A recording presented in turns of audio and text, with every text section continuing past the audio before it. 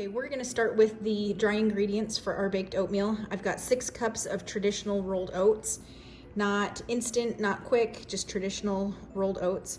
We buy ours in bulk and keep it in a bucket with a Gamma Seal lid, and that way we can keep it fresh. But we go through oats pretty quickly. We've got a tablespoon of cinnamon, 4 teaspoons of baking powder, about 1/4 teaspoon of nutmeg, and a dash of ground ginger, and then 2 teaspoons of salt. So we're gonna get that mixed in, and then we'll add our wet ingredients.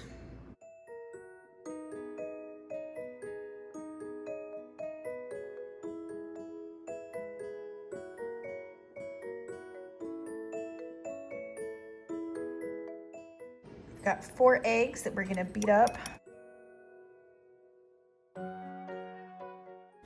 And we'll add that to the dry ingredients, along with 2 cups of milk.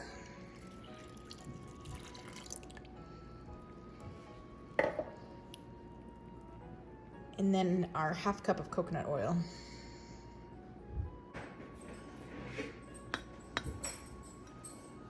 And we'll mix these up.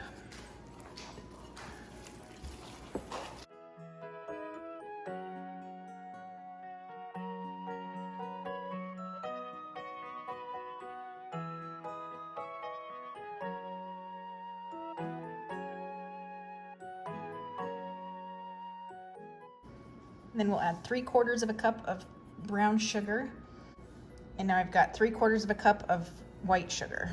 We're gonna put that in there. We'll get all of this mixed in, and then we're gonna put it into our prepared 9x13 baking dish. And that is just greased with some cooking spray.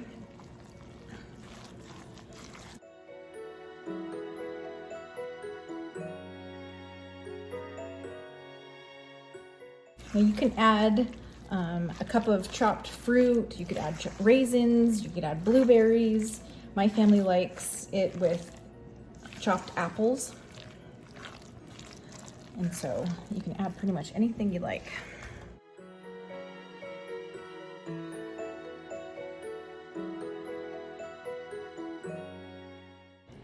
This looks nice, it's all nicely incorporated. Everything's mixed in well. And I'm just gonna put it in my 9x13 baking pan.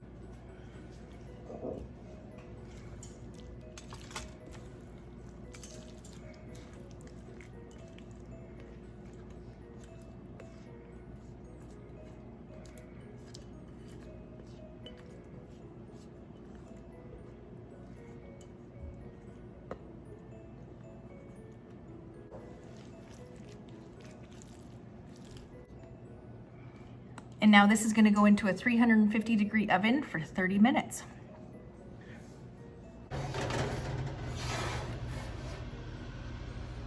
I just wanted to throw in this in case anyone had any allergies to milk or eggs. You could replace the milk with coconut milk or an almond milk or soy milk or cashew milk, oat milk, whatever milk replacement you want. And then this is an egg replacer. I just get this at my local market. They do have it on Amazon. It's Bob's Red Mill egg replacer.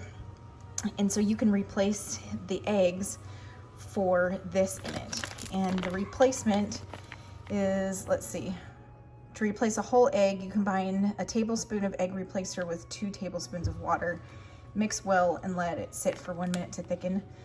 Now it does have potato starch, tapioca flour, baking soda, psyllium husk, fiber, and so those things you'll want to vet if you have any allergies. But this is really great. I made it this way when we were low on eggs and we couldn't find eggs around for a little bit. And so I had some of that in our pantry and I used this egg replacer in the baked oatmeal. And my husband actually prefers it with the egg replacer to regular eggs. So it's just a couple options for you in case you have some allergies. 30 minutes and we're all done. All right, here's our baked oatmeal. Now, I forgot to mention before, but you can change up the spices. If you really like pumpkin spice, then, and all things pumpkin spice, you could replace those spices with pumpkin spice, or whatever you like. If you don't like one, I know somebody had mentioned in our plantain video that they're allergic to cinnamon, so totally feel free to omit cinnamon if you're allergic to that. But there it is, and I'll show you how we dish it up. This is a great breakfast to make ahead of time. I usually make it a couple times a week, and then just put the rest in the refrigerator, and the kids just serve themselves and heat it up. But here is what it looks like. It's nice and moist and cooked all the way through, and it's just really, really good. I just wanted to point out that you get a combination of textures in this oatmeal. The top layer is going to be a little bit more crispy, and it's not really as much firm as it is just a good texture. And then you've got your lower layers that have a little bit more soft texture. And so all together, it's really great. We add a little bit of milk to ours and just mix it in. And we just mix in the oatmeal and the milk.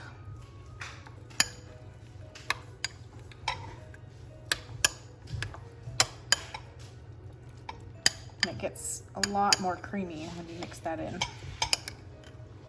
We serve it piping hot or reheated. This could even be something that you meal prep and put in the refrigerator and portion out and put in the refrigerator for a few days.